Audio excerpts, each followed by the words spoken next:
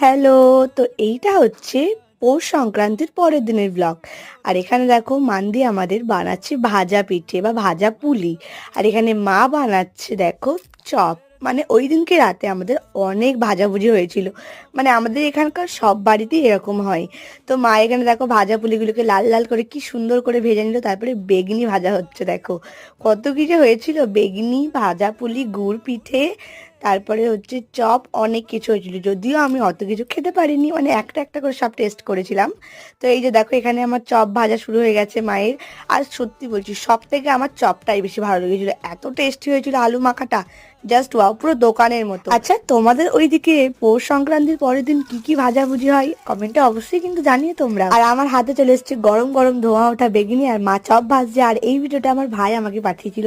দেখো কত ঘুড়ি উঠছে, কি সুন্দর না? তো আজকের ভিডিওটা এইটুকুই। ভালো লাগলে প্লিজ সাবস্ক্রাইব। আজকের মতো টাটা।